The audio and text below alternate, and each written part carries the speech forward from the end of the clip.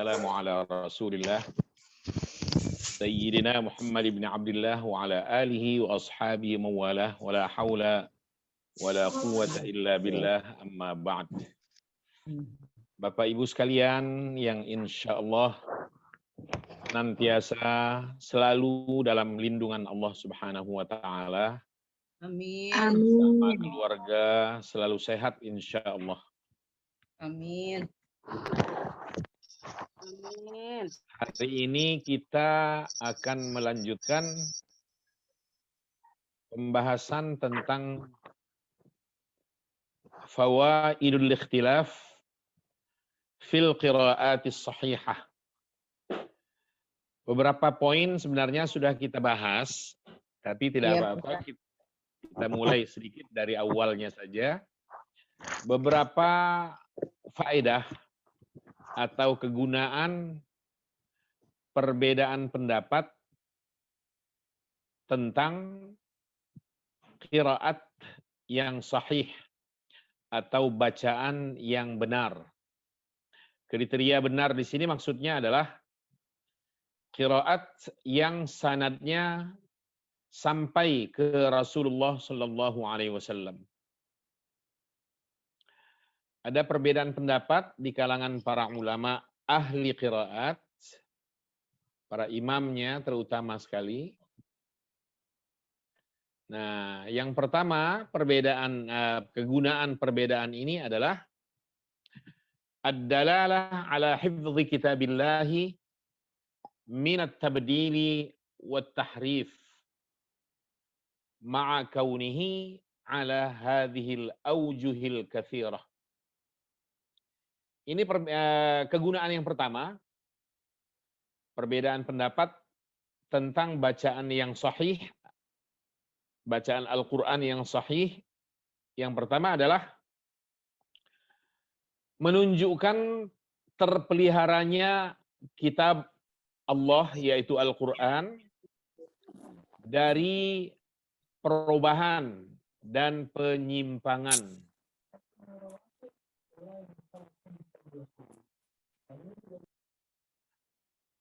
Ma'a kaunihi ala hadhil awjuhil katsirah.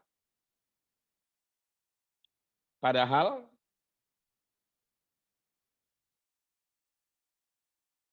Al-Quran ini dibaca dengan banyak cara.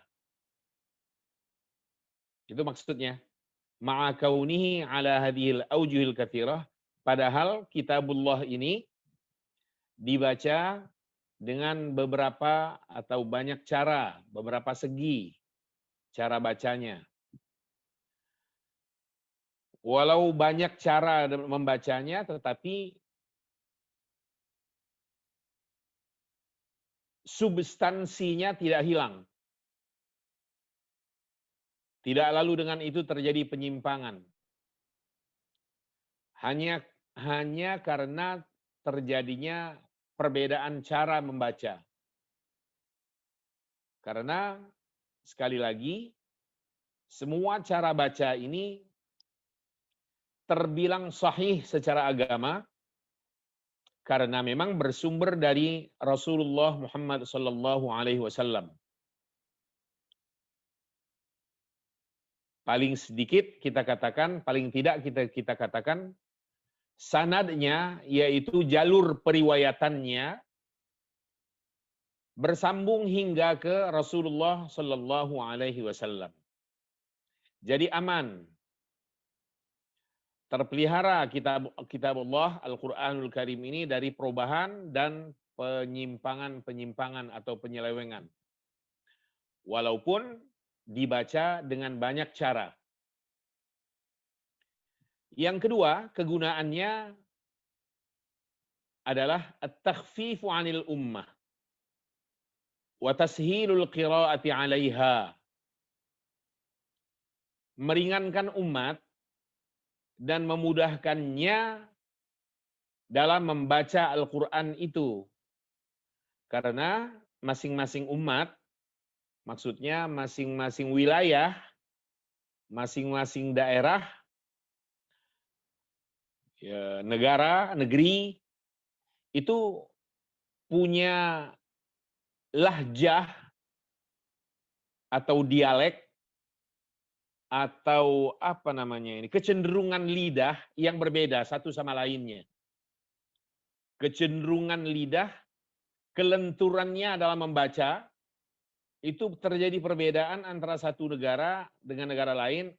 Kalau masa itu, pada masa awal Islam dulu, antara satu daerah dengan daerah yang lain, antara satu kota besar dengan kota besar lainnya, di berbagai wilayah penaklukan Islam. Nah, umat atau warganya itu mempunyai kecenderungan lidah atau dialeknya yang berbeda-beda satu sama lain. Nah, dengan keragaman cara baca ini menjadi ringan buat mereka karena ada toleransi, dibolehkan. Ketika membahas ini, minggu lalu, pekan yang lalu kita sempat singgung sedikit, seandainya Alhamdulillahi Rabbil Ngalamin itu, cara baca begini, itu munculnya di zaman Rasulullah dan lalu dikonfirmasikan ke beliau, boleh jadi ada restu, bisa jadi ada toleransi untuk dibaca dengan cara seperti itu. Alhamdulillah Rabbil Ngalamin. Nah, tapi kan ini tidak confirm. Terlebih ia munculnya di Jakarta, di Jawa. Belakangan pula, jauh setelah Rasulullah wafat. Nah, tidak mungkin dipaksakan untuk diterima. Ya. Kalau begitu nggak ada alasan untuk mengatakan, ya katanya memudahkan umat supaya gampang membaca. Ya, betul begitu kegunaannya. Cuma yang sudah ada toleransi dari beliau, Rasulullah, yang sudah ada restu, ada izin dari beliau untuk membaca cara demikian.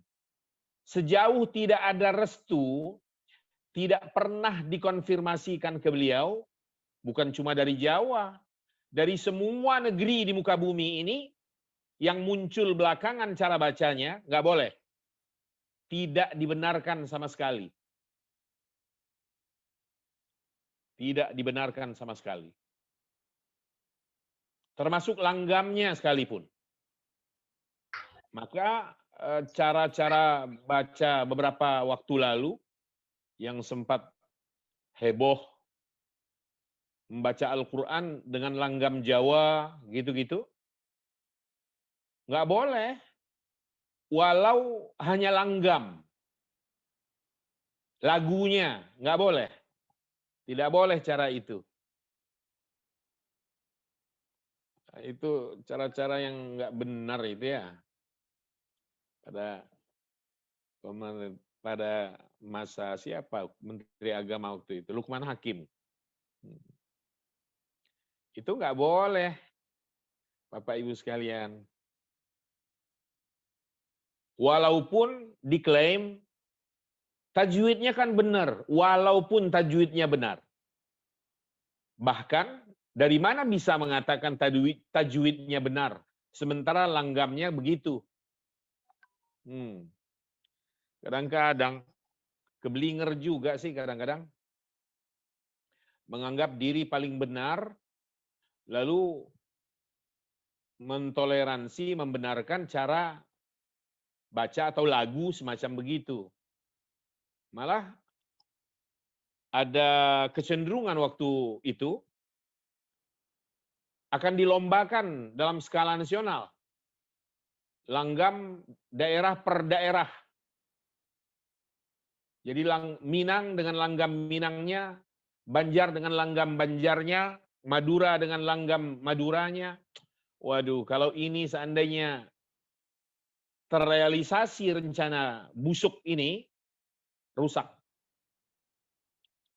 Al-Quran dibuat celaka oleh mereka. Oleh kelompok, ini kelompok boleh jadi, yang mendukung cara baca atau lagu semacam begini.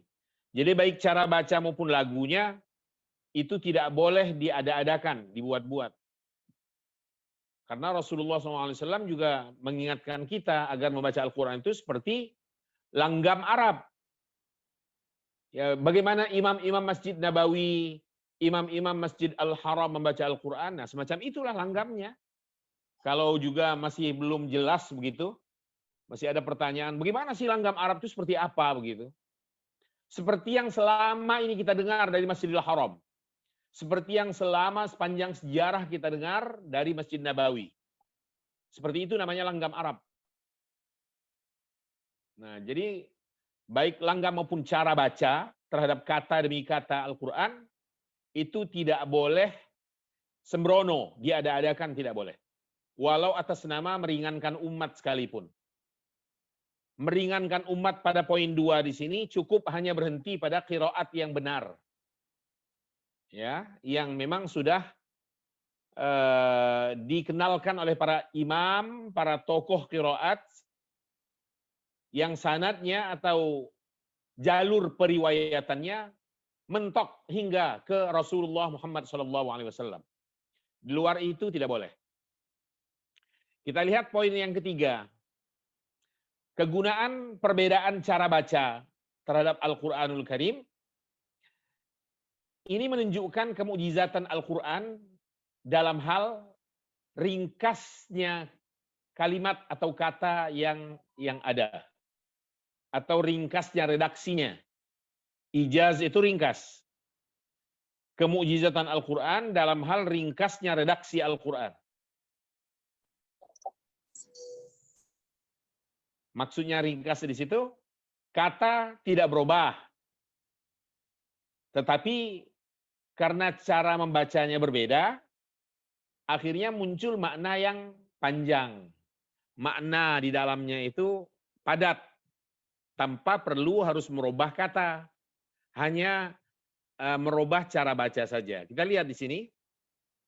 Yattadhihu dzalika, hal itu jelas. Yattadhih itu artinya jelas.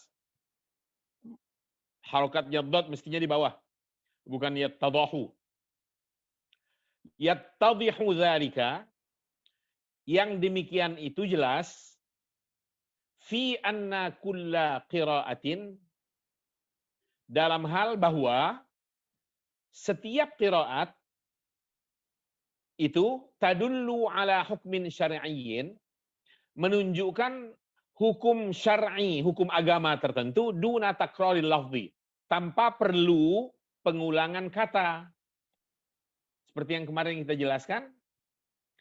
Contoh di sini, kaqiraati, seperti bacaan wamsahu biru'usikum wa arjul. Nah, ada dua cara baca di sini. Wamsahu biru'usikum, ada yang membacanya dengan wa arjula, ada yang membacanya dengan wa arjuli. Dua-duanya bacaan yang sahih yang sampai ke Rasulullah Shallallahu Alaihi Wasallam. Tinggal persoalannya mana yang populer bagi suatu negeri atau wilayah. Untuk Indonesia secara umum, negeri ini populer Al-Quran ayat ini, Al-Maidah ayat 6, dibaca dengan wa'ar julakum ilal ka'bain, dengan menasobkan lam pada arjul. Ya. Walaupun di sana ada yang membaca dengan wa arjuli. Nah, maka di sini dijelaskan binasbi arjula wa jarrihi. Maksudnya kata wa arjulakum ini dibaca dengan nasab, ada juga yang membacanya dengan jar. Nah, perbedaan cara baca, baik nasab maupun yang jar, itu berefek hukum.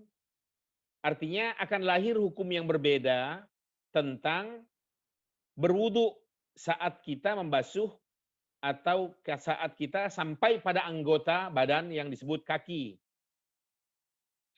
Ketika arjul itu kan jamak dari rijal yang artinya kaki. Coba kita lihat perbedaannya. Arti maksud kita adalah hukum yang muncul. Fa fi qiraati an-nasbi, dalam bacaan nasab, yaitu dibaca wa arjula, ay annahu ma'tufun ala wujuha. ini bacaan nasab begini dibaca wa arjula karena ia dihubungkan kepada kata wujuhakum yang nasab juga wujuhanya yang ada sebelum itu. Ayat tentang wudu ini kan Al-Maidah ayat 6 yang berbunyi ya ayyuhalladzina amanu idza qumtum ilas sholati faghsilu. Nah, di sini nih. Faghsilu wujuhakum wa aydiyakum ilal marafiq wamsahu biru'usikum wa arjula. Nah, yang membaca wa arjula dihubungkan kepada faghsilu wujuha sebelumnya. Yang artinya basuhlah wajah kalian. Nah, oleh karena dihubungkan kepada wujuhakum dalam kaitannya dengan perintah membasuh, maka bacaan wa arjula berarti kaki pun harus dibasuh seperti halnya wajah. Itu efek hukumnya ke sana.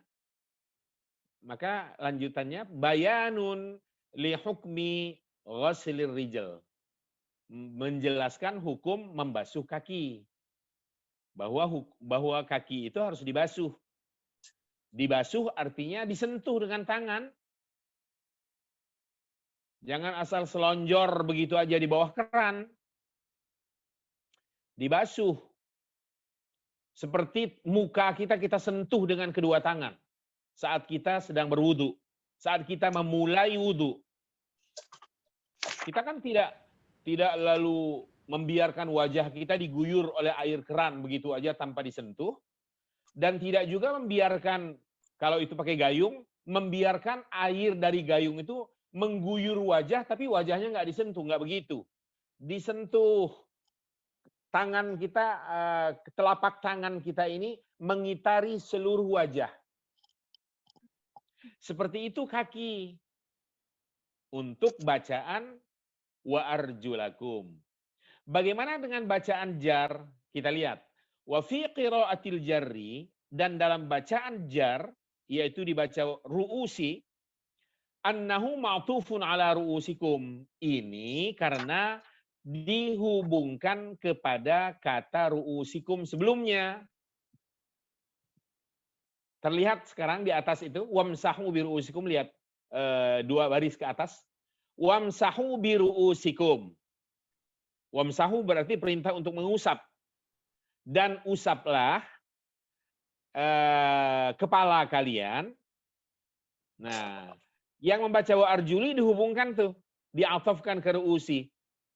Berarti hubungannya dengan perintah mengusap. Nah, dalam kaitan ini yang membacanya dengan ru'usi majrur, berarti konsekuensi hukumnya adalah ketika sampai pada kaki saat berwudu, yang bersangkutan cukup dengan mengusapnya. Nah, atau kalau di sini dijelaskan bayanun li hukmil masyi 'alal khuffain, menjelaskan hukum mengusap permukaan dua sepatu, sepasang sepatu yang sedang dipakai oleh yang berwudu itu. Lengkap dengan kaos kakinya. Nah, inilah efek hukum yang muncul dari perbedaan cara baca wujuha dan wujuhi.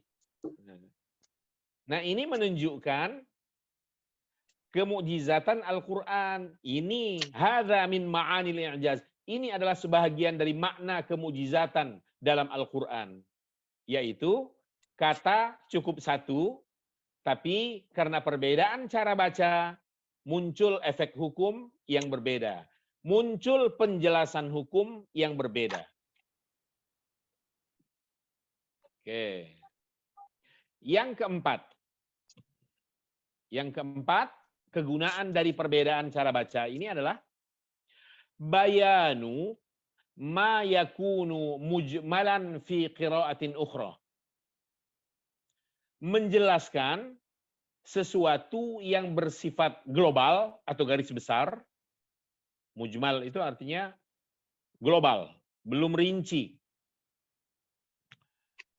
Atau dalam bahasa usul fikihnya malam yatadhih ma'nahu, yaitu yang maknanya belum tegas. Jadi menjelaskan sesuatu yang maknanya belum tegas di dalam bacaan yang lain. Bacaan yang lain memberikan pemahaman yang belum tegas, belum sempurna. Nah, dengan bacaan yang berbeda, maka yang belum jelas maknanya dalam bacaan yang lain tadi menjadi jelas. Perhatikan contoh di sini. Wadzalika, dan yang demikian itu kaqiraati yathurun bitasydid, seperti bacaan kalimat yattahharna dengan menggunakan tasydid. Sehingga dibaca yattahharna. Wat takhfif, dan bacaan ringan tanpa tasydid. Takhfif di sini artinya bacaan tanpa tasydid. Ai yathurna.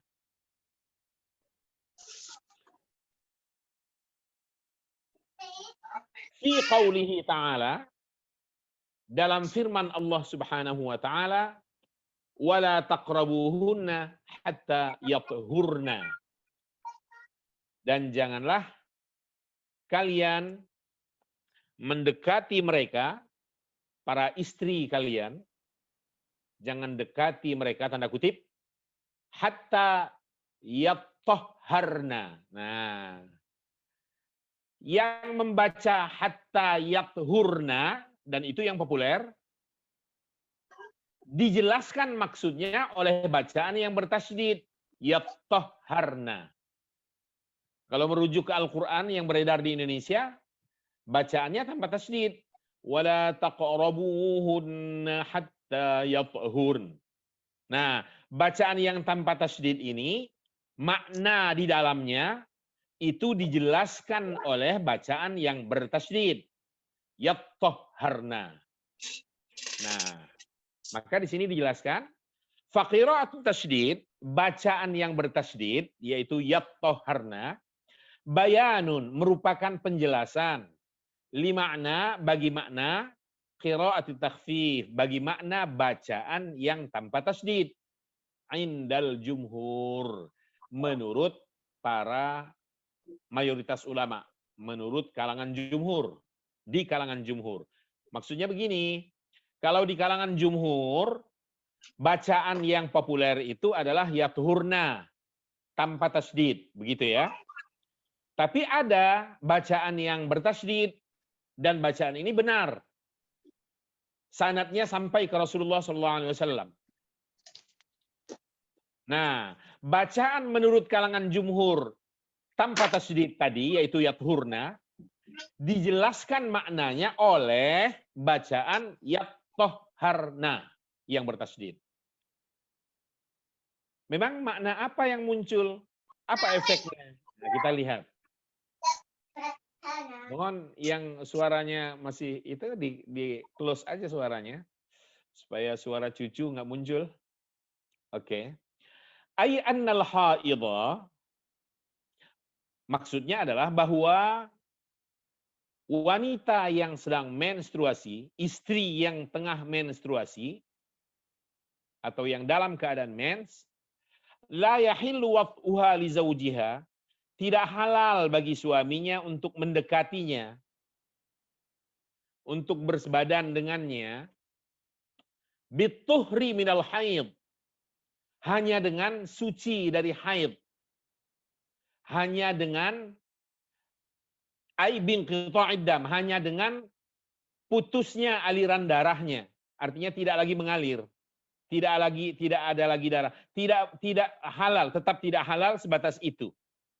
Lalu sampai kapan? Hatta tatatahhara bil ma, sampai si istri bersuci, menghilangkan hadas besarnya dengan air. Kalau tidak ada air, karena keadaan mungkin, situasinya, harus bersuci dengan debu. Dengan tayamum maksudnya. Caranya cukup dengan tayamum seperti berwudu. Cuma niatnya, niat bertayamum sebagai pengganti mandi untuk menghilangkan hadas besar karena Allah Subhanahu wa taala. Jadi bukan Kalau tayamum pengganti air, pengganti mandi begitu itu, terus guling-guling begitu, bukan. Itu salah itu. Ada yang mengatakan guling-guling di debu, kotor.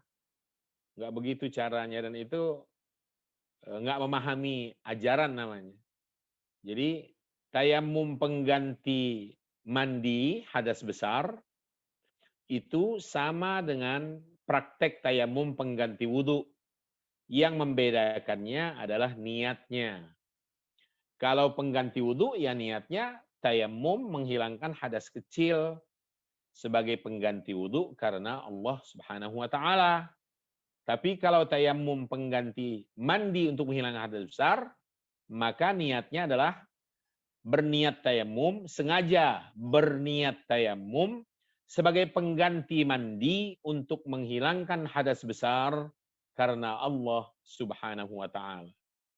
Ini penting, bukan saja untuk yang menstruasi, tapi penting untuk pria juga yang dalam keadaan hadas besar, mungkin karena junub, lalu situasi tidak memungkinkan, karena dingin yang luar biasa, mungkin mematikan kalau sampai mandi, atau celaka dirinya, atau karena luka, sementara dia dalam keadaan junub, yang tidak mungkin harus mengguyur badannya dengan air. Nah, semacam itu, cukup dia dengan bertayamum layaknya tayamum pengganti wudhu, tapi kali ini adalah tayamum untuk pengganti mandi.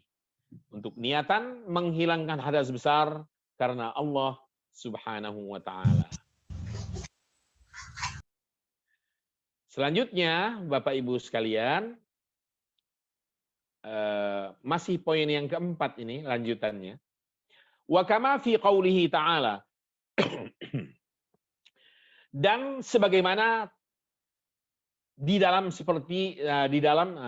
kama itu seperti apa yang ada di dalam firman Allah, atau sebagaimana yang ada di dalam firman Allah Subhanahu wa ta'ala, ya ayyuhalladzina amanu idza nudiya lis-salati min yaumil jumu'ati fas'au ila dzikrillah wa dzarul bai'. Wahai orang-orang yang beriman, apabila dikumandangkan panggilan atau diseru untuk sholat pada hari Jumat, maka fas'au ila dzikrillah, maka pergilah kalian mengingat Allah. Pergi ke masjid maksudnya. Nah, fas'au dalam bacaan yang lain, wa fi qiraah famdu ila dzikrillah. Ya ayyuhalladzina amanu idza nudiya lis-salati min yaumil jumu'ati famdu ila dzikrillah. Nah, bacaan yang menggunakan kata famdu yang artinya pergilah, famdu itu pergilah. Fa inna hadhil qiraah, bacaan famdu ini tubayyinu, menjelaskan annal murada bil lafzi fas'au, bahwa yang dimaksud dengan lafaz fas'au, yang dimaksud dengan redaksi fas'au dalam ayat ini adalah az-zahab, yakni pergi. Pergilah kalian menuju masjid untuk sholat Jumat. Lal masyus sari', bukan yang dimaksudnya, bukanlah yang dimaksudnya itu adalah berjalan dengan cepat, bukan. Tapi pergi saja, pergilah ke masjid. Bersegeralah pergi ke masjid, meninggalkan sesuatu yang membuat sibuk atau menyibukkan diri kita dari memenuhi panggilan Allah menuju masjid itu. Kalau dalam ayatnya wadharul bai' kan, tinggalkanlah jual beli. Ya jual beli karena ayat ini turun kaitannya kan dengan masyarakat Arab saat itu yang memang profesi kebanyakan berniaga, jual beli. Jadi tidak boleh berhenti pada sabab. Al-ibrah bi umumil lafzi, yang dijadikan patokan itu adalah jangkauan umum kalimat ini. Bahwa yang dituju di sini adalah jangan disibukkan oleh aspek duniawi lagi ketika panggilan untuk Jumat itu sudah dikumandangkan. Segeralah meninggalkan hal-hal yang sifatnya duniawi, pergi menuju masjid untuk menjalankan sholat Jumat. Apapun itu, bukan cuma jual beli kalau begitu. Baca koran, ketika azan dikumandangkan, segera tinggalkan koran itu. Ketika sedang umpamanya sibuk bersih-bersih rumah, tinggalkan. Ketika sibuk bersih-bersih mobilnya, pergi, segera tinggalkan itu, segera pergi ke masjid. Nah, jadi Bapak Ibu sekalian, dengan perbedaan baca, perbedaan cara baca, yang satu dengan menggunakan fas'au, yang satu lagi famdu, di sini saling menjelaskan antara satu dan yang lainnya. Hingga poin ini, Bapak Ibu sekalian, selesai kegunaan dari perbedaan cara baca Al-Quranul Karim. Hingga poin ini ada pertanyaan sebelum dilanjut?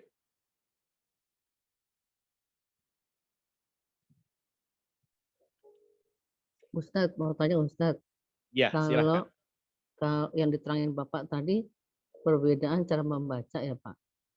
Yang kita baca di Al-Quran itu kemungkinan banyak salahnya dong Pak. Banyak salahnya, kenapa? Maksudnya dijelasin Bapak tadi, ternyata tuh ada perbedaan gitu loh Pak. Perbedaan cara baca. Ya kita kan baru belajar ya Bapak ini. Kemungkinan juga ada salahnya Pak kalau kita baca ya Pak. Kalau kita membaca itu kesalahan karena kesalahan kita, kelemahan kita dalam membaca Al-Qur'an. Tapi yang dimaksud di sini adalah perbedaan cara baca, tapi perbedaan yang memang legal secara agama. Boleh maksudnya. Dibaca dengan cara itu boleh, dibaca dengan cara ini boleh. Tapi kalau kita membaca Al-Qur'an lalu terjadi kesalahan, bukan berarti ada toleransi karena perbedaan cara baca. Kalau semacam itu terjadi, namanya kita salah baca. Bukan perbedaan baca kalau itu. Kalau yang Ibu maksud ini. Ini perbedaan makna ya Pak? Perbedaan baca yang berefek kepada perbedaan makna, itu pasti. Paling sedikit, sekurang-kurangnya, saling menjelaskanlah antara satu cara baca dengan cara baca lainnya. Nah, kalau yang Ibu maksud barusan, kesalahannya terjadi pada kita. Nah, itu bukan karena perbedaan cara baca. Kitanya yang lemah dalam membaca. Penyelesaiannya adalah, kalau itu terjadi pada kita, penyelesaiannya adalah harus mengulangi kembali, belajar kembali bagaimana cara melantunkan Al-Quranul Karim dengan baik dan benar. Baik Pak, terima kasih Pak Ustadz. Iya.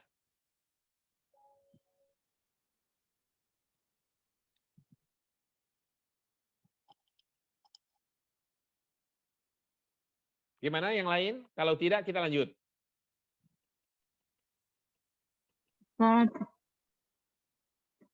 Assalamualaikum Ustadz. Waalaikumsalam warahmatullahi wabarakatuh. Mengenai qiraah itu, cara membacanya, itu harus mengikuti ketentuan para qiraah seperti yang imam-imam yang 7 itu ya Ustadz. Maksudnya kalau misalkan ada model lain, misalkan model baru gitu, lain dari 7 imam tersebut yang seperti dibacakan oleh 7 imam tersebut, itu apakah diperbolehkan jika sedangkan pada zaman itu tidak sampai kepada Rasulullah gitu, selain langgam Jawa itu Ustadz. Tidak boleh, Ibu. Tidak boleh. Iya. Jadi kalau keluar dari tuntunan para ahli qiraat, 7 imam yang ada itu, lalu kita membuat sendiri cara baca, atau mengikuti kelompok tertentu dalam hal cara baca, tapi di luar ketentuan yang sudah ada, nah itu tidak dibenarkan secara agama. Tidak boleh, tidak konform, tidak juga nyampai, tidak ada sanadnya bahkan yang sampai ke Rasulullah Muhammad sallallahu alaihi wasallam. Nah, maka Bapak Ibu sekalian, agar supaya tegas dan lugas dan mudah untuk kita Indonesia, qiraat yang ada ini mengikuti qiraat Asim riwayat Hafiz. Asim. Iya. Ya seperti yang populer yang sudah kita baca ini umpamanya ya. Alif lam mim dzalikal kitabu la raiba fih hudal lil muttaqin. Ini namanya qiraat Hafiz, riwayat qiraat Asim riwayat Hafiz. Iya. Kalau mendengar umpamanya qiraatnya Muammar ketika beliau melantunkan Al-Quran dengan mujawwadnya, beliau banyak imalah umpamanya saja atau cara lain yang kita nggak pernah mendengarnya umpamanya.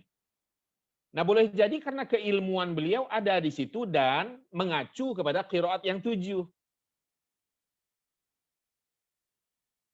Ya, nggak jauh, tidak mengada-ada, walaupun kritik iya kepada beliau. Pernah ada maksud saya, beliau dikritik kenapa sih harus membaca cara begitu? Kan nggak populer. Ya, maksud beliau boleh jadi untuk mengajari umat Muslim Indonesia, kaum muslimat, kaum muslimin Indonesia, bahwa Al-Quran itu bisa dibaca dengan berbagai cara. Antara lain yaitu Siratal ladzina an'amta 'alaihim ghairil maghdubi 'alaihim. Nah, itu. Selama ini Siratal ladzina an'amta 'alaihim. Nah, karena perbedaan cara baca, riwayat yang berbeda, imam qiraatnya juga lain. Nah, Bapak Ibu sekalian, ini saran. Kalau ingin banyak tahu tentang keragaman qiraat ini secara baik, silakan Bapak dan Ibu bergabung di program Tahsinul Qiraah di Lembaga Bahasa dan Ilmu Al-Quran di bawah bimbingan Dr. Muhsin Salim. Nah, beliau mengenalkan macam-macam qiraat ini karena beliau memang ahlinya. Jadi bergabungnya ke beliau. Dengan begitu kita akan banyak tahu nantinya. Oh, ternyata ini bisa dibaca semacam ini. Bisa juga dibaca cara itu. Nah, ilmu tentang ini itu ada pada beliau. Al-Ustadz Dr. Haji Muhsin Salim. Kiai Al-Haj Muhsin Salim. Jadi itu intinya, kita tidak boleh mengada-ada, membuat sendiri maksudnya cara baca di luar qiraat yang sudah diterima, yang sahih sanadnya sampai ke Rasulullah Sallallahu Alaihi Wasallam. Oke. Bapak Ibu sekalian, kita lihat sekarang fasal yang ke-10, Al-Faslul Ashir. At-Tajwid. Wa adabut tilawah.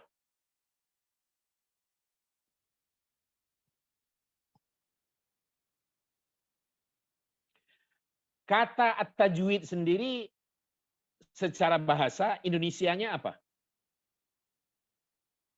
Silakan jawab Bapak Ibu.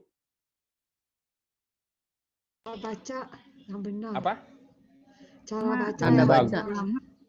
Membaguskan Tanda baca. bacaan. Membaguskan bacaan, itu betul.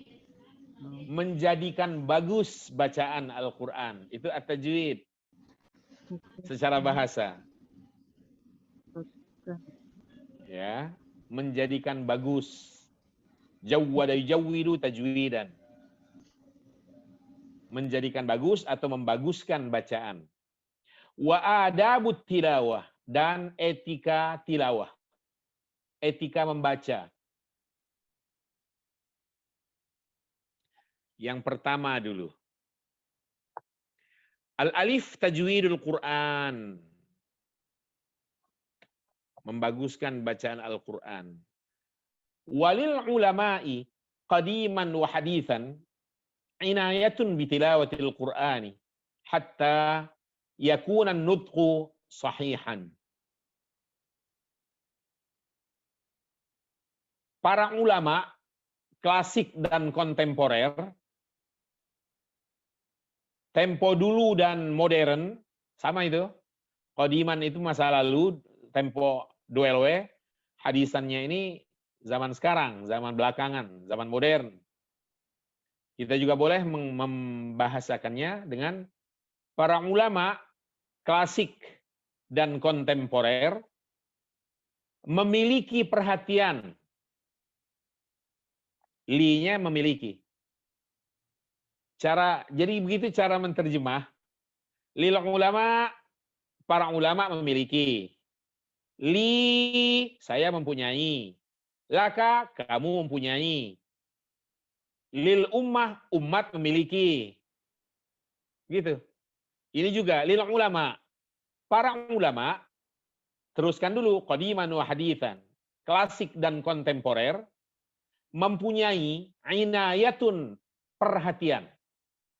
Bitilawatil Quran, terhadap bacaan Al-Quran. Hatta, sehingga, yakunan nutqu sahihan. Dibaca yakuna karena fi'il mudhari setelah hatta ya. Kalau menemukan fi'il mudhari jatuh setelah hatta, maka fi'il mudhari itu wajib dinasobkan.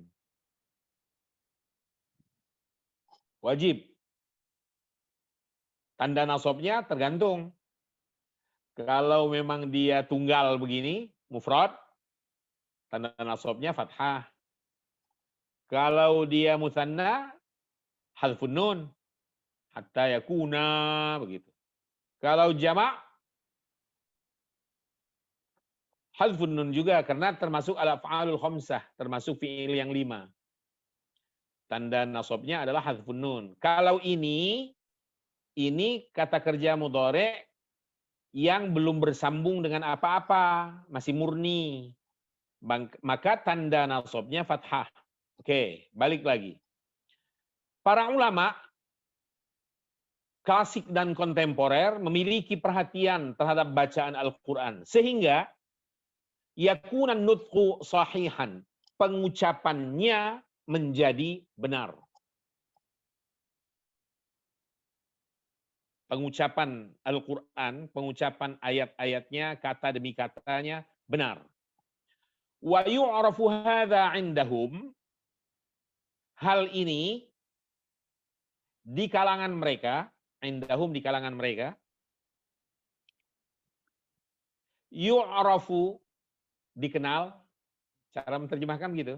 Wa yu'rafu hadza 'indahum, hal ini di kalangan mereka dikenal bitajwidil Quran, dengan tajwidul Quran, yang artinya menjadikan bagus bacaan Al-Quran.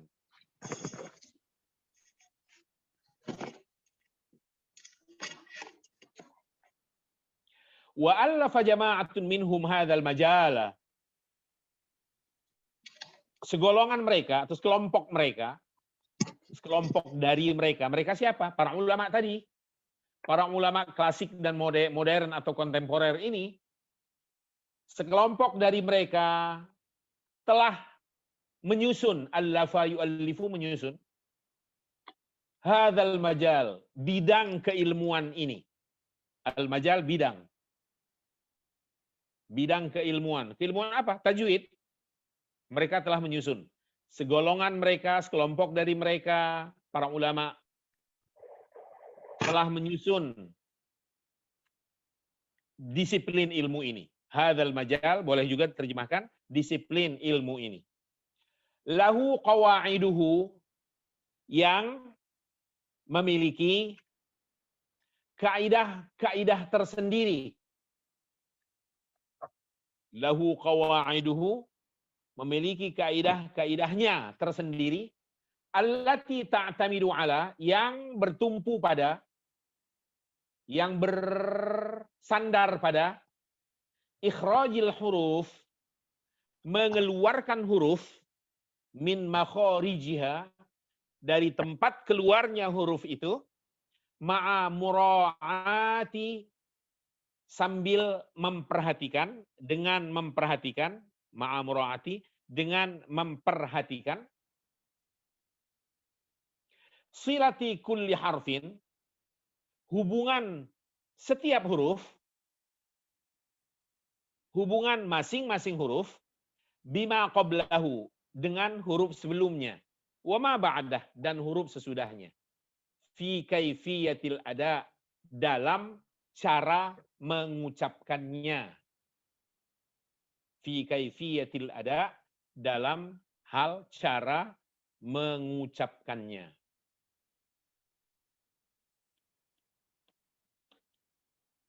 Wa qad uniyal muslimuna bi ta'limi qawaid tajwid li auladihim wa banatihim inayatan kabiratan. Saya ulang. Wa qad uniyal muslimuna bi ta'limi qawaid tajwid li auladihim wa banatihim inayatan kabiratan. Sungguh kalangan muslimin telah memperhatikan, uniyabi telah memperhatikan pengajaran kaidah-kaidah tajwid ini untuk putra-putri mereka, li auladihim wa banatihim, untuk putra-putri mereka dengan perhatian yang besar. Inayah kabirah. Fatalabuhum bihifdhiha. Sudah azan, kita jeda dulu ya Bapak Ibu sekalian, nanti kita ulang lagi dari waqad uniyah. Kita jeda dulu, kita sholat. Syukran lakum. Assalamualaikum warahmatullahi wabarakatuh. Tekan dulu. Kembali. Progress. Wa qad uniyal muslimuna bi ta'limi qawaid tajwid li auladihim wa banatihim inayatan kabiratan. Kaum muslimin sungguh telah memperhatikan atau memberikan perhatian tentang pengajaran kaidah-kaidah tajwid kepada putra-putri mereka dengan perhatian yang besar. Inayatan kabiratan. Inayatan kabiratan, kedudukannya apa ini? Maf'ul ya. Inayatan. Itu naat ma'ud, betul.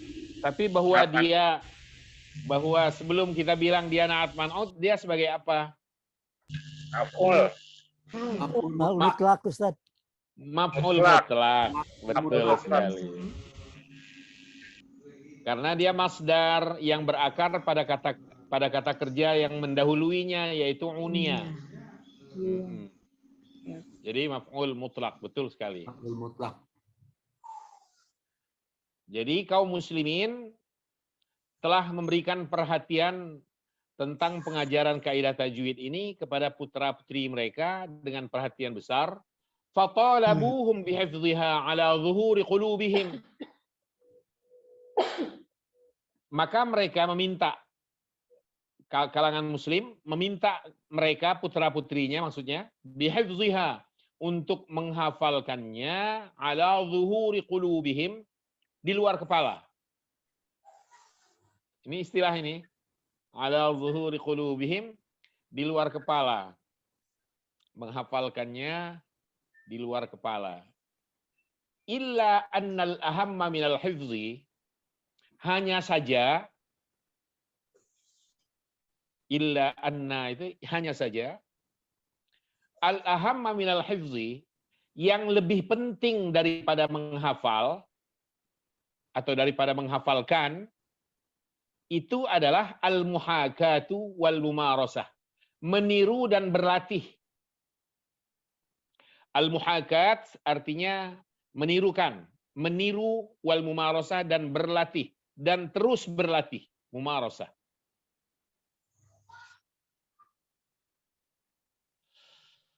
Waqala Ibnul Jazari mengatakan, wala a'lamu li bulughin nihayati fit tajwid. Saya tidak mengetahui capaian akhir dalam tajwid melebihi yang serupa dengan, nah gitu ya. Saya tidak mengetahui capaian akhir dalam tajwid yang sama dengan riyadhatil alsun, yang serupa dengan melatih lidah, wat takrari 'alal lafzi, dan mengulang-ulangi kata, mengulang-ulangi ucapan maksudnya, al-multaqa, yang diperoleh, yang didapatkan, yang diperoleh, min famil muhsin, dari mulut, dari lidah, dari mulut orang yang bagus bacaannya. Min famil muhsin.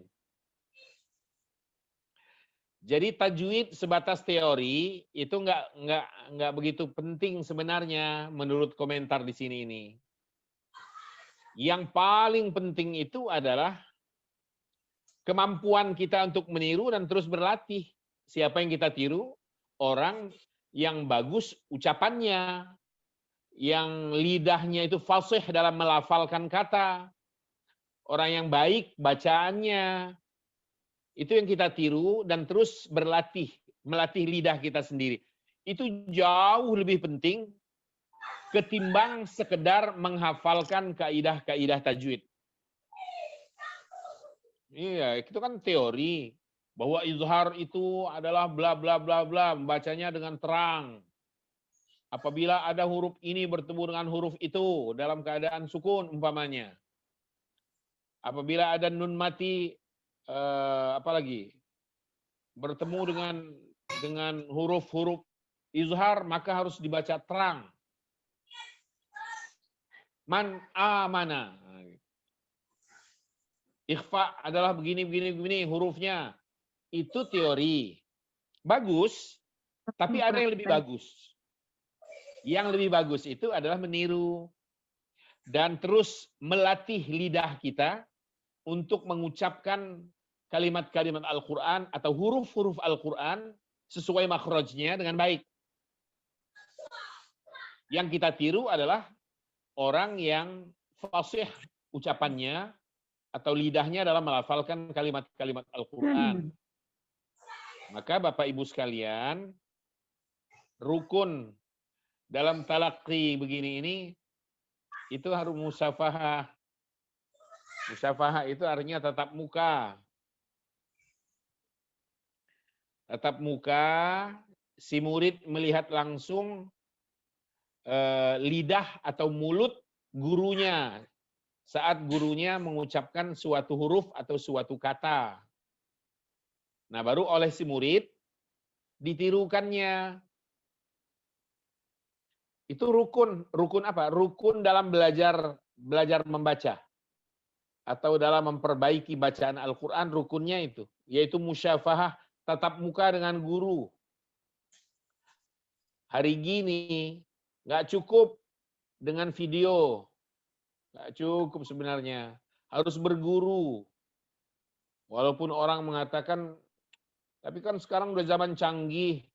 Udah bisa diwakili dengan video. Ada perangkat-perangkatnya. Iya. Tapi kan nggak detail. Bagaimana lidah atau mulut si guru ketika ia melafalkan suatu kata. Seandainya memang video atau visualisasi semacam begitu itu tepat, saya kira Jibril dulu nggak ketemu Rasul lah. Cukup turun dari langit membawa koper kaset.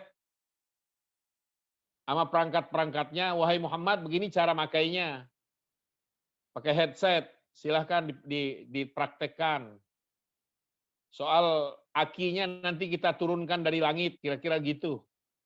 Atau aliran listriknya nanti kita buatkan. Tapi kan nggak begitu. Jibril turun menjumpai Rasulullah Muhammad SAW dan melafalkan kata demi kata, huruf demi huruf. Dan Rasulullah mendengarkan bagaimana Jibril membaca.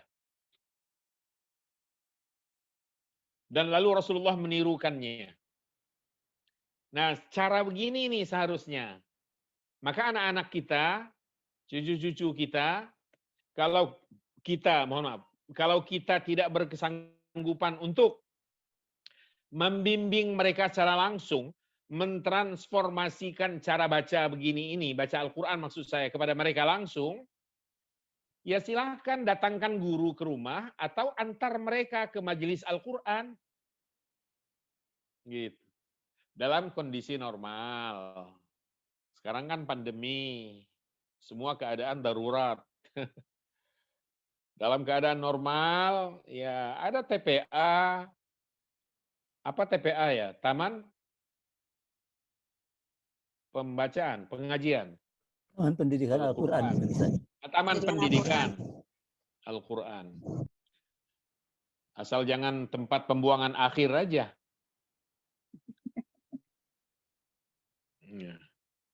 Nah, itu benar begitu. Jadi mengantar mereka dan selalu ditagih perkembangannya. Enggak per hari mungkin, per minggu, per pekan, begitu ditanya. Gimana perkembangannya nak? Gimana? Bagus nggak? Coba baca ini dulu, kita dengar. Begitu caranya. Dan untuk ke sana, kitanya dulu. Kitanya duluan. Berlatih. Dan nggak boleh ada kata malu. Dan tidak ada kata terlambat dalam belajar tilawah begini. Menanggung rasa malu di dunia ini masih jauh lebih ringan ketimbang dipermalukan di pengadilan Allah nanti. Hanya karena kita tidak pandai melantunkan kalamnya.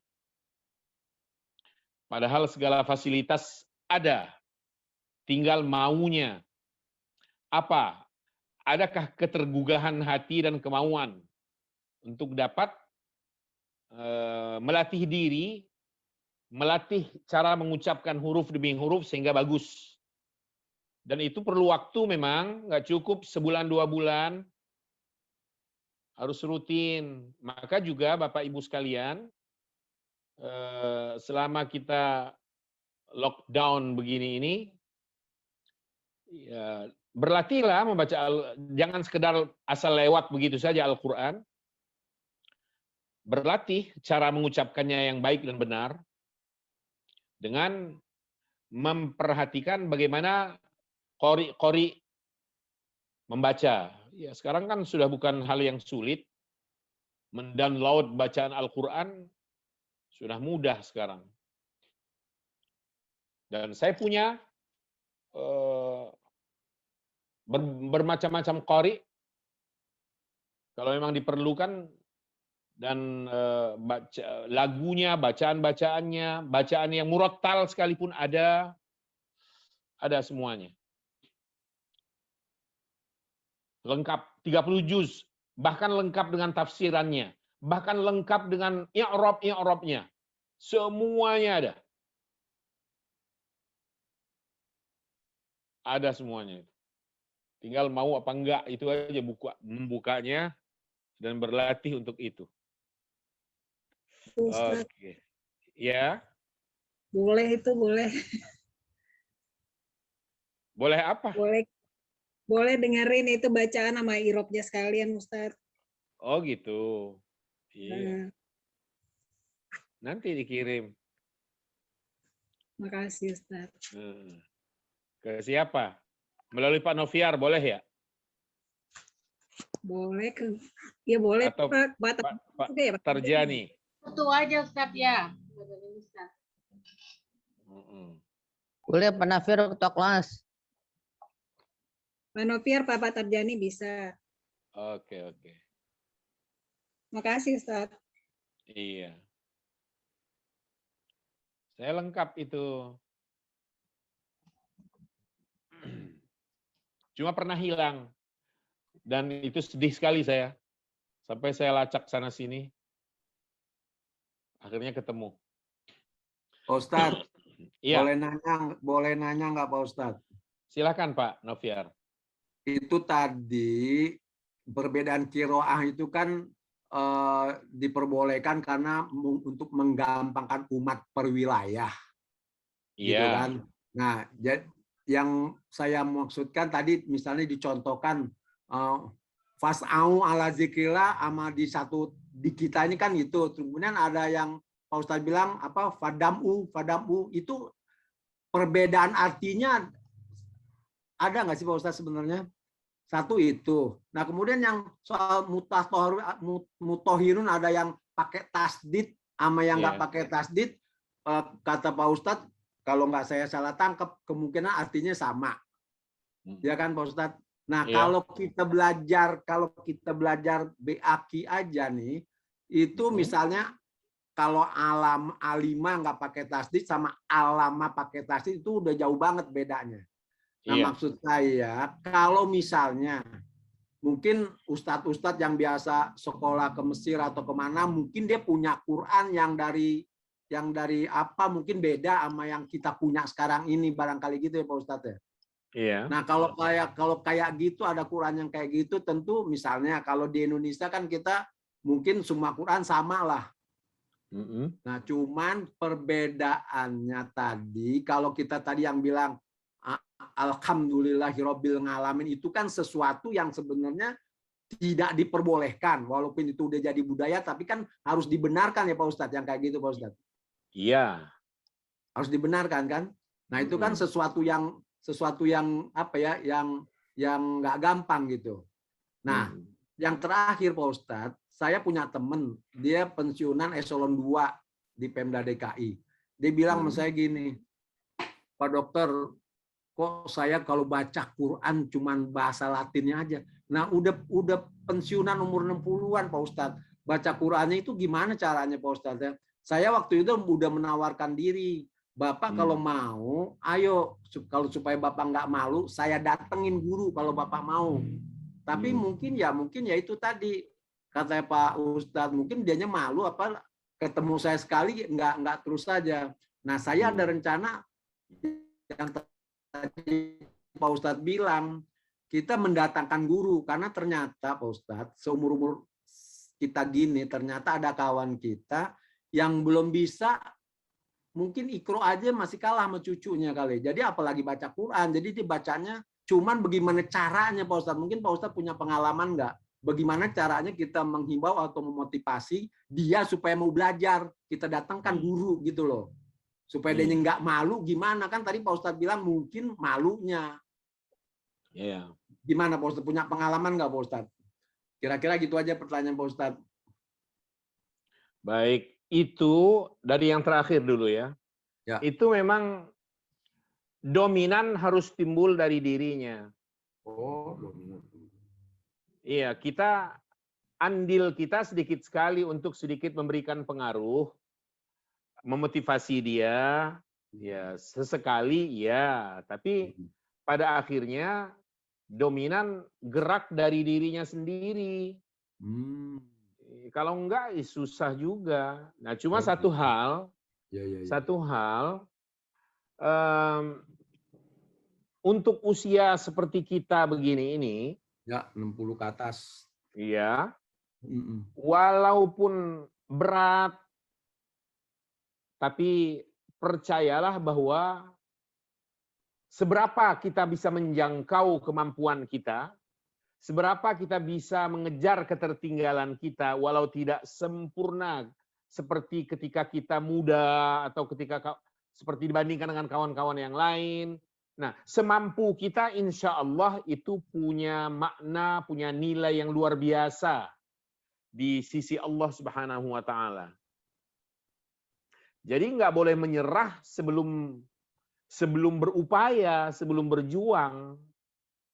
Tentu harus dengan menyiapkan diri, menyiapkan waktu, membuang rasa risih dan malu dan sebagainya. Karena memang sama-sama diperlukan, sama-sama membutuhkan. Jadi walau tidak bisa lagi mengena, tidak sesempurna seperti yang diharapkan, tapi paling tidak adalah sedikit perubahan dibandingkan jika tidak sama sekali gitu loh. Ya, betul. Iya. Karena lidah model kita kan sudah sangat repot. Di usia-usia 60 ke atas begini sudah sangat repot. 50 ke atas aja. 50, mulai dari 50 ke atas itu lidah sudah susah sekali sebenarnya untuk diarahkan. Istilah penyair Arab itu, innal ghusuna idza qawamtaha i'tadalat wa la yalinu idza qawamtahul khashab. Maksudnya ranting atau dahan ketika diluruskan masih bisa nurut. Tapi kalau sudah menjadi pohon atau kayu gede, nggak bisa lagi untuk diluruskan. Memang sudah segitunya. Tapi masih bisa sedikit dibentuk. Nah, masih bisa dibentuk. Seperti itu filosofi, falsafahnya seperti itu. Ya, oke. Nah, kemudian tentang bacaan alhamdulillah semacam itu memang tidak dibenarkan. Tidak boleh maksudnya ya. Tugas kita kalau ada yang membaca cara seperti itu, meluruskannya dengan cara yang baik. Bahwa bacaan semacam itu tidak tepat menurut hukum qiraat atau hukum tajwidnya. Tapi kalau bacaan cara-cara baca yang lain yang memang sanadnya atau jalur periwayatannya dari A ke B hingga sampai ke Rasulullah itu ada, maka bisa dipertanggungjawabkan kebenarannya, dan itulah qiraat sahihah. Lalu adakah perbedaan antara yatuhurna dengan yatuharna? Seperti tadi kita sampaikan bahwa yang bertasydid itu akhirnya dalam penafsirannya memberikan penjelasan untuk kata yang tidak bertasydid. Kalau yathurna saja sampai dia bersih. Ya, sampai dia suci. Tapi suci di sini bisa dimaknai orang, bisa disalahartikan orang sebatas, mohon maaf, keringnya darah. Tapi yang bersangkutan belum mandi. Belum mandi, ya. Nah, yang bertasydid, yatahharna, itu memberikan penjelasan bahwa yathurna tadi itu harus sampai mandi dulu. Itu, ke sana arahnya. Ya. Jadi, memasuki wilayah penafsiran, Pak. Bukan sekedar berhenti pada batas kata. Ya. Memasuki wilayah penafsiran. Kenapa sampai ada dan boleh membaca dengan yatahharna? Kenapa sampai ada bacaan itu, dan kenapa boleh? Apa enggak bertentangan dengan yathurna dalam hal arti? Nah, menurut penafsirannya, yang bertasydid tadi justru punya nilai, punya makna, memberikan penafsiran terhadap makna kata yathurna yang tanpa tasydid. Begitu juga yang fas'au dan famdu tadi. Yang bacaan famdu itu memberikan penjelasan tentang makna yang ada pada fas'au. Sebab kalau kita mengartikan fas'au itu kan artinya bergegaslah. Bergegas sehingga jalan pun buru-buru. Iya, padahal bukan itu yang dimaui oleh ayat ini. Yang dimaui oleh ayat ini adalah berjalan seperti biasa. Nah, itu ditafsirkan oleh famdu. Artinya berjalanlah, berjalan normal, bukan mempercepat, apalagi setengah lari menuju masjid. Nah, itu kan bertentangan dengan bimbingan Rasul. Sama juga, Bapak Ibu sekalian, seseorang karena sudah qomat, sudah iqamah di masjid, Begitu dia sampai, dia berwudu dulu. Berwudu, buru-buru, terus lari sampai di soft tempat dia bergabung. Dia bertakbir dalam keadaan ngos-ngosan begitu. Nafas yang tersengal-sengal. Allahu Akbar. Bismillah. Semacam ini nggak boleh. Harus berjalan perlahan. Normal saja. Dari tempat kita berwudu, sampai kita bergabung. Saat kita sudah bergabung di dalam soft, bagaimana posisi jamaah yang dipimpin oleh imamnya, apakah mereka sedang sujud, saat itu kita bertakbiratul ihram dan segera sujud. Dengan tidak menganggap bahwa itu satu rakaat, belum. Cuma kan segera bergabung. Jadi normal berjalan dan kita bergabung sesuai dengan temuan kita pada saat kita sampai di dalam soft itu. Nggak perlu lari-lari, waduh heboh, sampai jam tangannya ketinggalan. Iya, kacamata ketinggalan juga tempat wudhu. Hanya karena pengen buru-buru mendapatkan rokaatnya imam, nggak usah, nggak perlu. Ya, ya. Nah, jadi itu penjelasannya. Baik, Bapak dan Ibu sekalian, kita lanjutkan sekarang bagian B, al-waqfu wal-ibtida. Apa itu al-waqfu? Waktu. Al-waqfu wal-ibtida. Apa arti al-waqf? Waqf, ibtida, waqf. Berhenti, Ustaz. Berhenti, Ustaz ya? Iya, berhenti. Berhenti. Iya. Baik. Jadi al-waqfu wal ibtida itu berhenti dan mulai. Berhenti dan mulai. Ya. Ma'rifatul waqfi wal ibtida, mengetahui perhentian dan memulai, lahu ahammiyatun kubra, itu memiliki kepentingan besar, mempunyai arti penting yang begitu besar, fil hifaz, dalam memelihara, fil hifazi ala, gabungin, fil hifazi ala, dalam memelihara atau menjaga, salamati, keselamatan, ma'anil ayat, makna ayat-ayat Al-Quran.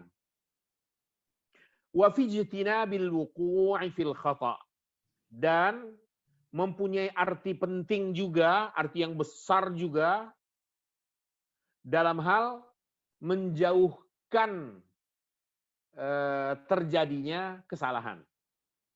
Menjauhkan terjadinya kesalahan. Karena kalau kita salah berhenti, rusak makna ayatnya, nggak terjaga keselamatan makna dari ayat itu. Atau salah memulai juga akan terganggu sekali keutuhan makna ayat itu. Dan kita namanya tanpa kita sadari, kita telah jatuh dalam kesalahan. Nah, di sini diberikan contoh untuk dianalogikan dengan yang lain ya. Fayajibul waqfu mathalan ala qawlihi ta'ala wala yahzunka qawluhum. Maka wajib berhenti umpamanya pada firman Allah wala yahzunka qawluhum. Berhenti di situ. Tsumma yabtadi, kemudian si pembaca ini memulai lagi, innal izzata lillahi jami'a. Lanjutan ayat dari wala yahzunka qawluhum ini kan innal izzata lillahi jami'a. Ini nggak boleh wasal, nggak boleh dikatakan wala yahzunka qawluhum innal izzata lillahi jami'a. Salah. Namanya kita nggak mengenal waqaf. Padahal waqaf mutlak di sini, di atas qauluhum itu ada biasanya ada tanda mim, mutlaqul waqfi, harus berhenti. Emang kenapa kalau dibaca wasal langsung kan umpamanya wala yahzunka qauluhum innal izzata lillahi jami'a? Kenapa kalau disambung begitu?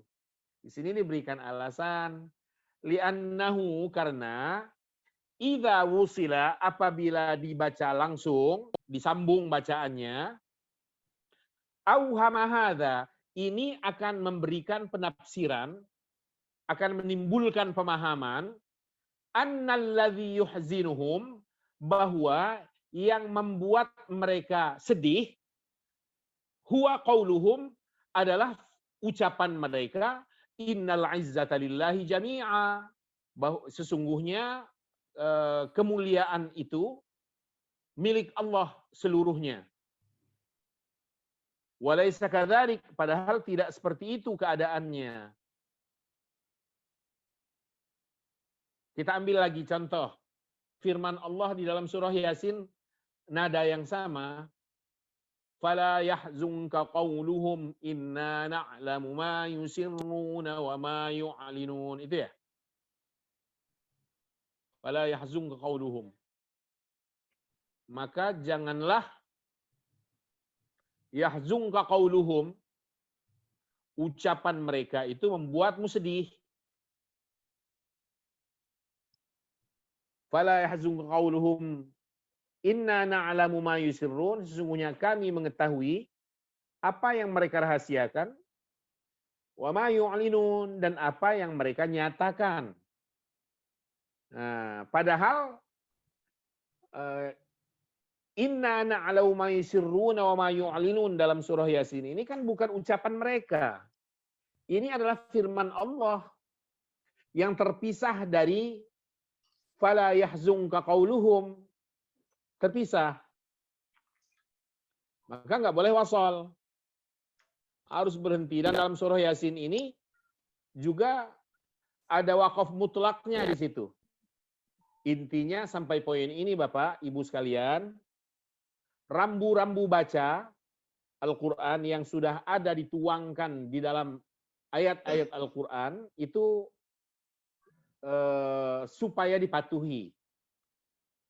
Karena itu sudah dipikirkan dan sudah dipertimbangkan secara matang oleh para ulama Al-Quran. Nggak sembrono mereka menempatkan tanda-tanda baca itu. Kapan boleh wasol, kapan harus berhenti, kapan lebih baik wasol, kapan lebih baik berhenti. Itu semuanya sudah dalam pertimbangan mereka para ahli. Nah, maka kenalilah rambu-rambu wakaf ini, rambu-rambu berhenti dan rambu-rambu, dan dari mana kita harus mulai juga harus dikenal. Nah, persoalannya bagaimana cara kita mengenali ini semua?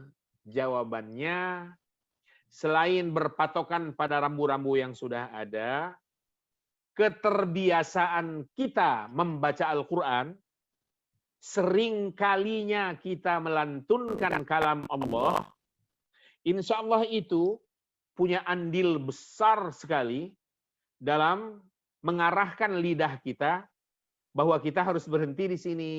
Kalau mulainya kayaknya akan lebih pas dari sini. Itu dengan sendirinya muncul. Jadi kebiasaan karena sering melantunkan kalam Allah, itu akan dengan sendirinya membimbing lidah kita. Beda jauh dengan orang yang tidak terbiasa melantunkan Al-Quran. Nah, kita lihat contoh yang berikutnya. Wa yajibul waqfu ala qawlihi ta'ala, dan harus berhenti juga, wajib berhenti pada firman Allah, surah Al-Kahfi ayat 1. Alhamdulillahilladzi anzala ala abdihil kitaba wa lam yaj'al lahu 'iwaja. Ini wakafnya wakaf lazim di sini.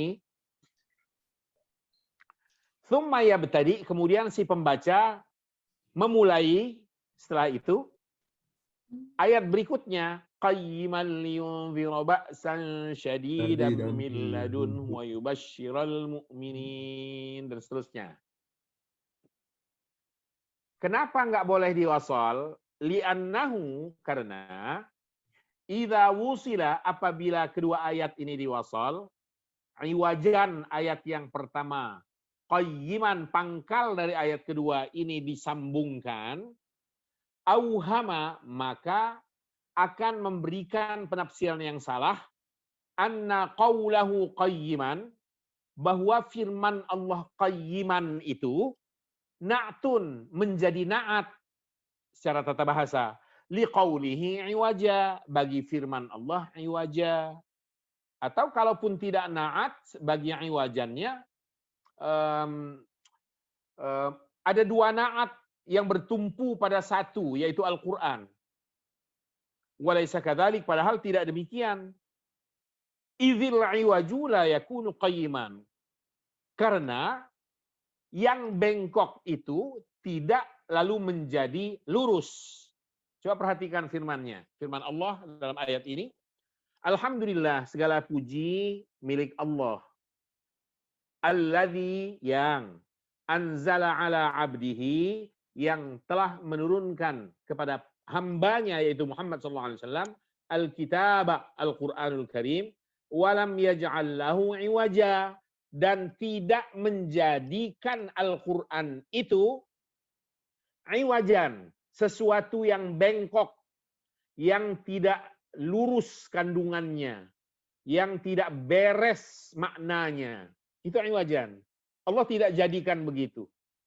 Qayyiman, justru lurus sekali. Liyunzira ba'san syadidan min ladunhu wa yubashsyiral mu'minin, dan seterusnya. Jadi antara kata iwajan dan qayyiman ini sebenarnya dua hal yang bertentangan. Bagaimana bisa diaprokin, disatukan? Itu sebabnya harus waqaf. Dan dalam Mushaful Quran, untuk mengantisipasinya, yang ada tertera di atasnya adalah tulisan saktah. Tahu arti saktah? Berhenti, tidak bernapas.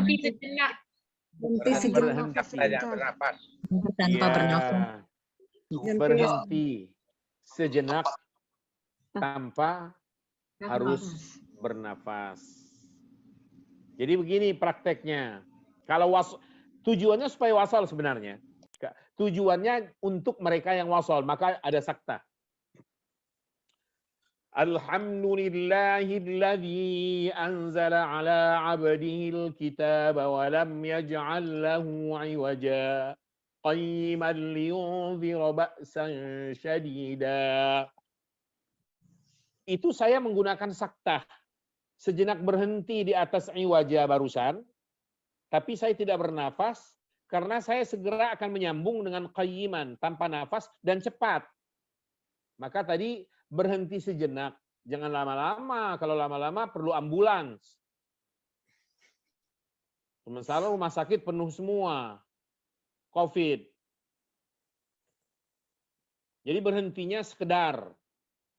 Sekedar apa? Sekedar agar tidak timbul kesan bahwa iwajan dan qayyiman itu boleh disambung. Padahal nggak boleh. Karena ini dua sifat yang bertentangan. Iwajan artinya bengkok, qayyiman artinya lurus. Emang Al-Quran bengkok sekaligus lurus? Kan enggak. Nah, di sini kenapa diberikan saktah itu. Bagaimana kalau wakaf saja? Kita abaikan saktah di situ. Boleh, ini yang sedang ditekankan di naskah ini sekarang. Yajibul waqaf, wajib wakaf ala qaulihi ta'ala wa lam yaj'al lahu iwaja. Untuk yang tidak mau menggunakan saktah. Sehingga kalimatnya nanti, cara bacanya maksud saya, Alhamdulillahilladzi anzala ala 'abdihil kitaba wa lam yaj'al lahu iwaja. Berhenti. Fall, berhentinya fall. Jadi tidak ada nyambung-nyambungnya, nggak ada. Berhenti aja. Sepenuhnya full di situ, berhenti. Ketika sudah lega, baru kita lanjut. Qayyiman liyunzira ba'san syadidan min ladunhu wa yubashshiral mu'minina alladzina ya'maluna as-shalihat, dan seterusnya. Ini sama dengan kalau kita kembali ke surah Yasin tadi.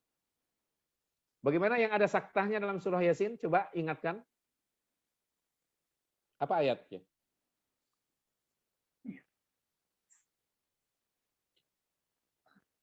Populer kok. Ayat yang ada saktahnya dalam surah Yasin. Ada yang ingat? Ingat Ustaz.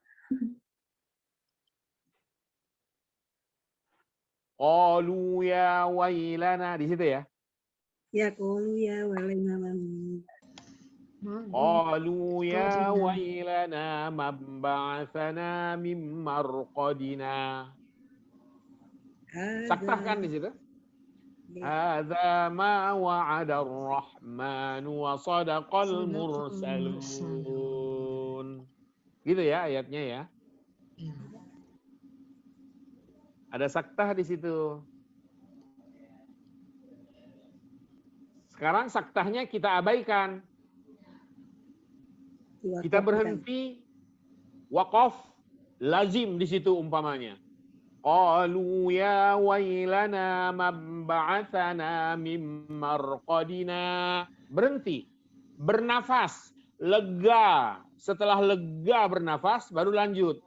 Hadza ma wa'ada ar-Rahman wa sadaqal mursalun. Pertanyaannya, boleh nggak cara seperti itu? Saktah diabaikan dan waqaf.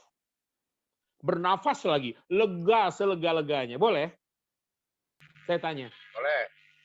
Boleh. Boleh sekali. Jadi jangan ragu untuk berhenti di situ. Kalau pertanyaannya, untuk apa saktah dibubuhkan di atasnya ya marqadina? Saktah di situ diperuntukkan bagi mereka yang ingin wasol. Jika ingin wasol, pada marqadina, wahai yang mau wasol, sejenak berhentilah Anda tanpa nafas, setelah itu baru lanjut. Qalu ya wailana man ba'atsana min marqadina. Hadza ma wa'ada ar-Rahman wa sadaqal mursalun. Itu saktah kalau mau wasol. Tapi kalau tidak mau wasol, untuk apa saktah? Berhenti aja. Dan boleh berhenti di situ. Berhentinya lazim, mutlak. Berhenti sepenuhnya di situ. Qalu ya wailana man ba'atsana min marqadina. Berhentilah. Biasa, normal. Bernafaslah dengan lega. Setelah siap untuk lanjut, baru lanjutkan. Hadza ma wa'ada ar-Rahman wa sadaqal mursalun. Gitu. Jadi saktah peruntukannya jika ada yang mau mewasolnya. Antara penggalan pertama dengan penggalan berikutnya ingin diwasol. Maka perlu saktah. Berhentilah dulu sejenak tanpa bernafas. Sejenak. Nggak boleh lama-lama. Kenapa? Karena rumah sakit penuh.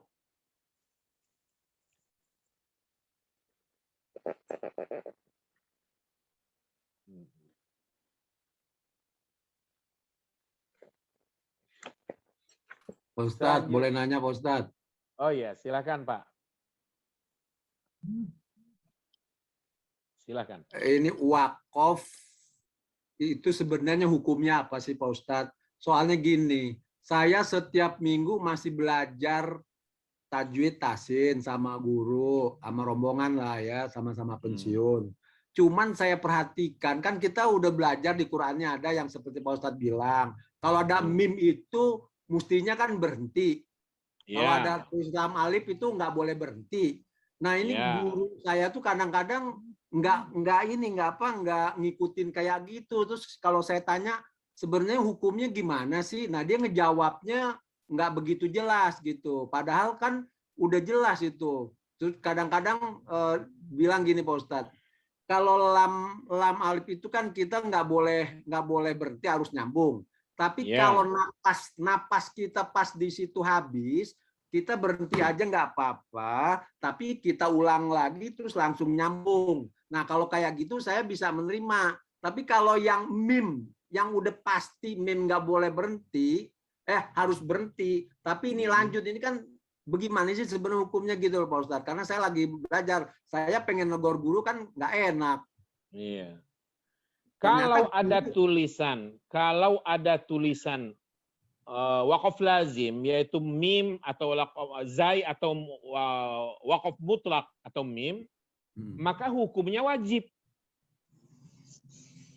Wajib berhenti.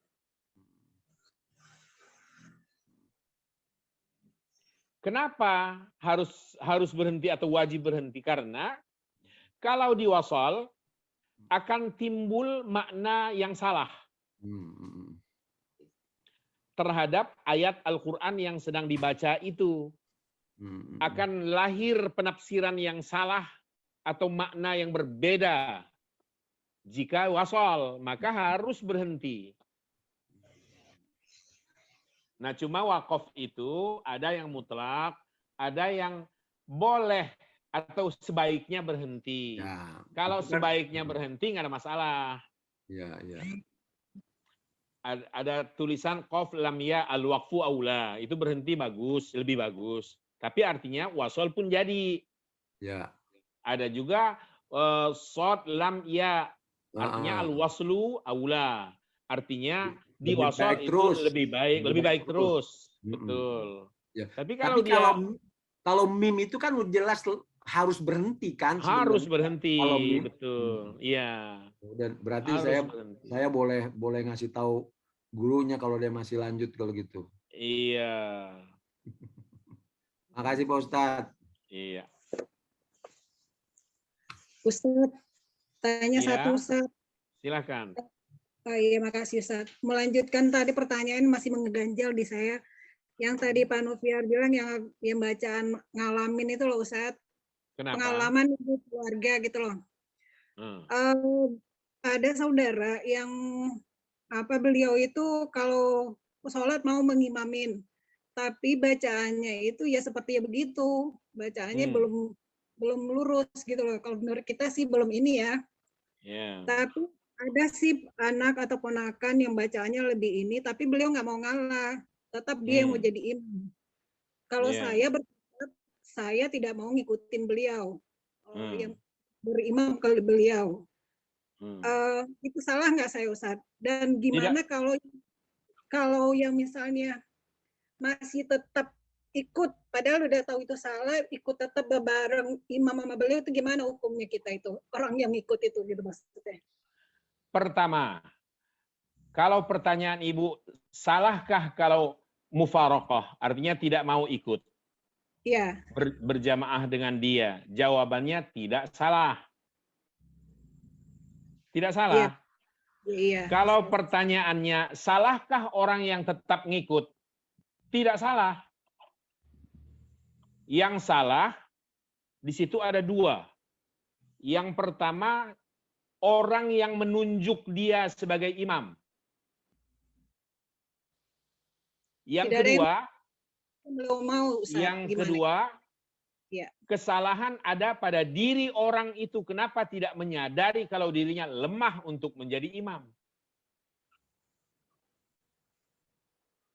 Jika diingatkan atau berbagai cara ditempuh mungkin tidak juga mengena, dan yang bersangkutan tetap akhirnya menjadi imam, maka yang makmum tidak ada masalah bagi mereka. Enaknya jadi rakyat begitu. Oh gitu. Kesalahan bertumpu pada diri orang yang menjadi imam itu.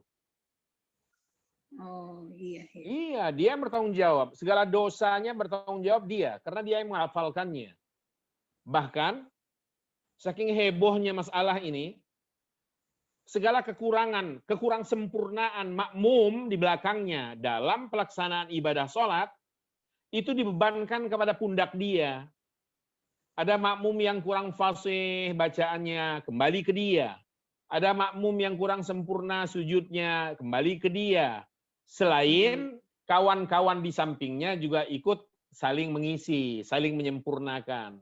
Maka Bapak Ibu sekalian, menjadi imam dalam sholat berjamaah itu tanggung jawabnya besar. Tapi jabatan itu jabatan mulia. Besar sekali tanggung jawabnya. Maka Rasulullah memberikan persyaratan untuk mereka yang layak menjadi imam itu adalah yang paling utama dan pertama, aqra'uhum li kitabillah. Yang paling bagus bacaan Al-Qur'annya. Iya. Bukan umur. Umur itu nomor paling akhir. Maka anak umur 7 tahun, 6 tahun jika bacaannya beres lebih bagus, dia yang tampil. Dia boleh menjadi imam. Dirinya. Itu ciri orang Indonesia itu. Bukan pejabat. Iya. Ustadz, Ustadz, umur 7 tahun, 8 tahun emang boleh jadi imam, Pak Ustadz? Boleh. Boleh sekali, nggak ada masalah. Boleh. Ulama-ulama fikih dalam Islam tidak ada yang berbeda pendapat tentang itu. Sama aja, bagus, boleh. Selama qiraatnya, bacaan Al-Qur'annya bagus. Siapa kemarin yang juara 1 30 juz Al-Qur'an? Musa namanya ya? Ya, Musa. Masih bayi loh itu, kecil sekali anak itu. Dia boleh menjadi imam. Iya. Nggak ada masalah, boleh. Dan imam begini ini, nggak ada hubungannya dengan mantan wali kota, ya, mantan gubernur, nggak ada hubungannya. Karena kapasitas seorang imam itu adalah duta penghubung antara jamaah yang dipimpinnya dengan Allah Subhanahu wa Ta'ala. Dia duta penghubungnya. Oke. Iya. Baik, waktu kita habis nih. Ya, oke. Ya, Ustaz. Sudah lewat dari. Baik, Makasih, kita berhenti. Ustaz. Sampai Ya, di makasih. sini dulu. Kita lanjut. Jadi, insya Allah minggu depan seperti yang tadi ya disepakati ya. Satu Ustaz ya. Iya, baik.